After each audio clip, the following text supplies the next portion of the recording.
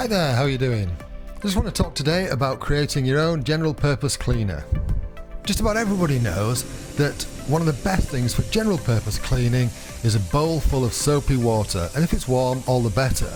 So what if you could transfer that into a spray bottle? Well, you can, and to be honest with you, it doesn't take an awful lot of doing. In a bowl full of water, you'd use a squirt of whatever washing up liquid you've got to hand, whereas if you're creating a spray bottle's worth, all you need is a drop or two, and there you've got the equivalent of a bowl full of soapy water in a spray bottle, and it's good for just about all general purpose cleaning tasks.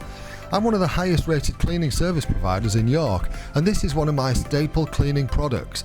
It costs less than pence. How many spray bottles would a bottle of washing up liquid actually create? Absolutely hundreds, if you're only using a couple of drops at a time. As I say, it's really good for all general purpose cleaning. It's great on glass in that it flashes off, and if you're not sure what flashes off means, I'll show you on this hob top here.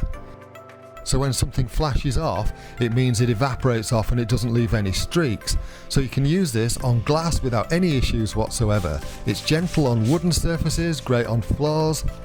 And the reason I use this is because if this tackles it, whatever I'm cleaning, all well and good, and then only if it doesn't will I use a stronger product. It's an environmentally conscious way of cleaning. I hope you found this useful.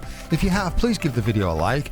Share the hell out of this because it'll save a fortune. If you like what I'm doing, please subscribe to the channel. It doesn't cost you anything, and all it means is you get a notification when you open up YouTube whenever I've uploaded another video. So you take care of yourself. As I say, thank you so much for watching. Cheerio!